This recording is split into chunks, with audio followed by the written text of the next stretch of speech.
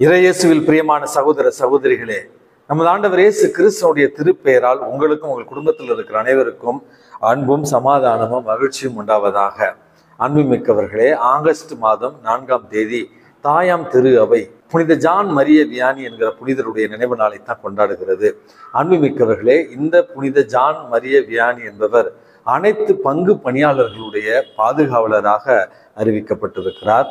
அனைத்து குருக்களுடைய அல்லது மறைபரப்பு பணியாளர்களுடைய பாதுகாவலராக கூட இவரை நம்ம புரிந்து கொள்ளலாம். அன்புமிக்கவர்களே, ஏழ்மையான ஒரு குடும்பத்துல பிறக்கிறார். மனிதர்களுடைய பார்வையில அறிவும் ஞானமும் சற்று குறைவாக இருப்பதாகவே இவருடைய அந்த குருகுல கல்வி நேரங்களில் நம்ம இவரை பற்றி வாசிக்கிறோம். இதன் ஒரு காரணமாகவே இவர் குருவாக திருநிலைப்படுத்தப்படுவதற்கு பல இடையூறுகள். ஏனென்றால் இவருக்கு பாடம் கற்பித்த ஆசிரியர்கள் இவர் மிகவும் பக்தி உள்ளவராக இருக்கிறார், கீழ்ப்படிதல் உள்ளவராக இருக்கிறார், எளிமையானவராக இருக்கிறார். ஆனால் அறிவுத்திறன் சற்று குறைவாக இருக்கிறது என்று இவரை பற்றி ஒரு குறையாக சொல்லி கொண்டிருந்தார்கள். அன்புமிக்கவர்களே, கடைசியில பரவாயில்லை, அறிவுத்திறன் சற்று குறைவாக இருந்தாலும் ஆன்மீகத்துல உயர்ந்தவராக இருக்கிறார், தாட்சியில உயர்ந்தவராக இருக்கிறார், புண்ணியங்களில உயர்ந்தவராக இருக்கிறார் என்று இவருக்கு அருட்பொழிவு செய்து ஆர்ஸ் என்கிற ஒரு சிறிய கிராமத்திற்கு இவரை அருட்பணியாளராக பங்குத்தள பணியாளராக அனுப்பி வைக்கிறார்கள். கூரதி ஆர்ஸ் என்று சொல்லப்படுகிற அந்த கிராமத்துல மக்கள் தான் தோன்றித்தனமாக வாழ்ந்து கொண்டிருக்கிறார்கள். கடவுள் நம்பிக்கையற்றவர்களாக, பொழுதுபோக்கை மட்டுமே வாழ்நாளில் முக்கிய குறிக்கோளாக கொண்டவர்களாக, கடவுளை விட்டு வெகு தொலைவில் இருப்பவர்களாக இருக்கிறார்கள். அன்புமிக்கவர்களே, இவர் அந்த ஆர்ஸ் என்கிற நகரத்திற்கு சென்று கொண்டிருந்த பொழுது அங்கே ஆடு மாடு மேய்த்து கொண்டிருந்த ஒரு சிறுவனை பார்த்து, ஆர்ஸ் நகரத்திற்கு எனக்கு வழி சொல்லி தந்தால் நான் உனக்கு விண்ணகத்திற்கு செல்வதற்கான வழியை சொல்லி தருவேன் அப்படின்னு சொன்னாராம். அப்பொழுது அந்த சிறுவன், உங்களுக்கு ஆர்ஸ் நகரத்துக்கு செல்வதற்கே வழி தெரியவில்லையே, என்னை எப்படி விண்ணகத்திற்கு நீங்கள் வழிகாட்டுவீர்கள் என்று சிரித்து கொண்டே ஆர்ஸ் நகரத்திற்கு வழியை காண்பித்தானா. அன்புமிக்கவர்களே, சென்ற முதல் நாளே அவருக்கு மிகப்பெரிய ஒரு அதிர்ச்சி.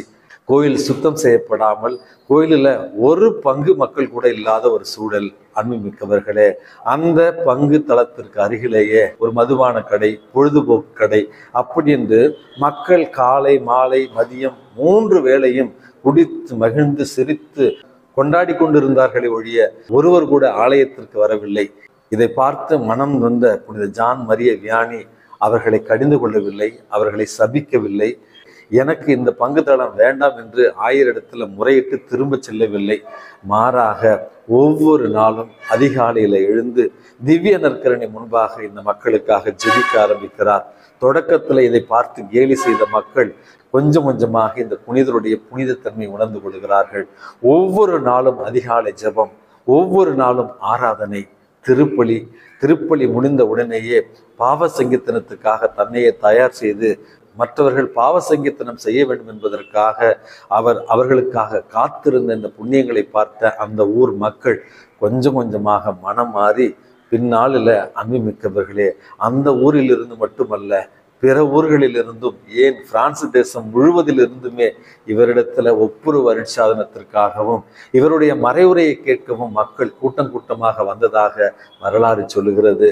அன்புமிக்கவர்களே, மற்றவர்களை மாற்ற முயற்சி செய்வதை விட தன்னிடத்துல மாற்றத்தை கொண்டு வந்தால் எப்படிப்பட்ட மாற்றத்தை உருவாக்கலாம் என்று உலகிற்கு தெரிவித்தவர் தான் புனித ஜான் மரிய வியானி என்பவர்.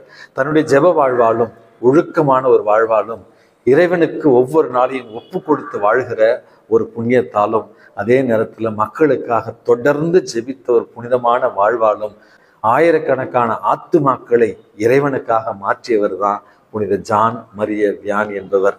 அன்புமிக்கவர்களே, அன்னை மரியாளிடத்தில் இவர் கொண்டிருந்த பக்தி, ஜெபமாலையை தினமும் ஜெபித்து அன்னை மரியாளிடத்துல பரிந்துரை செய்த இவருடைய அந்த ஜெபமாலை ஜெபிக்கிற பழக்கம் என்பது தீயோனுடைய தாக்குதல்களையும் தீயோனுடைய அச்சுறுத்தல்களில் இருந்தும் இவரை பாதுகாத்ததாக பல நேரங்களில் சொல்லியிருக்கிறார். ஜெபமாலை என்பது அன்னை மரியாளோடு நம்மை இணைக்கும் அன்பு சங்கிலி. ஆகவே ஒவ்வொரு குடும்பத்திலும் ஜெபமாலையை ஜெபித்து அன்னையினுடைய பரிந்துரையை நாடுகள் என்று சொல்லியிருக்கிறார். இவர் தன்னுடைய வாழ்நாளை அன்னை மரியாளுக்கு அர்ப்பணித்த ஒரு காரணத்தினால் குருத்துவத்துல புனித தன்மையோடு வாழ்கிற ஒரு பண்பையும் அதே நேரத்துல சகல துன்பங்களில் இருந்து பாதுகாப்பையும் பெற்றதாக அவர் கூறியிருக்கிறார். இவரை துன்புறுத்திய சாத்தான் சொல்லியதான், இவரை போல 2-3 புனிதமான குருக்கள் கத்தோலிக்க திரு அவையில் இருந்தால் என்னால் அந்த திருச்சபையை ஒன்றுமே செய்ய முடியாது என்று சொல்லுகிற அளவுக்கு புனிதத்தில் உயர்ந்த ஒரு பங்கு பணியாளராகத்தான் புனித ஜான் மரிய வியானி அவர்களை நம்ம பார்க்கிறோம். கடைசியாக அன்பிமிக்கவர்களே, அன்னை மரியாளுடைய பக்தியை ஒவ்வொரு மறைவுரையிலும் பரப்பிய ஒரு புனிதராகவும் இவரை நம்ம பார்க்கிறோம். ஆகவே அன்பிமிக்கவர்களே, கடவுள் மீது கொண்டிருந்த விசுவாசம், மக்கள் மீது கொண்டிருந்த பரிவு, ஆன்மாக்களை மீட்க வேண்டும் என்கிற தனியாத தாகம், இதைத்தான் இன்றைக்கு பங்கு பணியாளர்களுடைய பாதுகாவலராக இவரை உயர்த்தி இருக்கிறது. இன்றைக்கு நமக்கு கொடுக்கப்பட்டிருக்கிற நற்செய்தி வாசகத்துல நமது ஆண்டவர் இயேசு கிறிஸ்து மக்கள் மீது பரிவு கொண்டு 5 அப்பங்களையும் 2 மீன் துண்டுகளையும் வைத்து 5000 பேருக்கு பகிர்ந்தளித்த அந்த அழகான ஒரு செய்தியைத்தான் நற்செய்தி வாசகமாக நம்ம வாசிக்கிறோம். அன்புமிக்கவர்களே, முதல் காரியமாக இயேசுவுக்கு மக்கள் மீது இருந்த பரிவு, 2வது இறை வல்லமையை மக்களுக்கு காண்பித்த ஒரு அருமையான அதிசயம் என்றே இந்த நிகழ்வை நம்ம சொல்லலாம். புனித ஜான் மரிய வியானி தன்னுடைய வாழ்க்கையில இறைவனுடைய வல்லமையை மக்களுக்கு பெற்றுத்தந்த ஒரு புனிதராகவும், மக்களுடைய ஆன்மாக்களின் மீது பரிவு கொண்ட ஒரு புனிதராகவும் தான் நம்ம பார்த்திருக்கிறோம். இந்த அருமையான தினத்துல புனித ஜான் மரிய வியானிக்கு இருந்த அந்த ஆன்ம தாகம், அவருக்கு இருந்த தனிமனித புனித தன்மை, அவருக்கு இருந்த மக்கள் மீது பரிவு நமக்கும் இருக்க வேண்டி இந்த அருமையான தினத்துல ஒருவருக்காக மன்றாடி ஜெபிப்போம். மிக சிறப்பான விதத்திலே நம்முடைய பங்குகளில் பணி செய்கிற நம்முடைய பங்கு தந்தையர்களுக்காக தொடர்ந்து ஜெபிக்கவும், அவர்களுக்கு நன்றி கூறி வாழ்த்துக்களை தெரிவிக்கவும் நம்ம இன்றைக்கு முயற்சி செய்வோம். எல்லாம் வல்ல இறைவன், தந்தை, மகன், தூய ஆவி உங்களையும் உங்கள் குடும்பத்தில் இருக்கிற அனைவரையும் நிறைவாக ஆசீர்வதித்து பாதுகாத்து வழி நடத்துவாராக. ஆமேன்.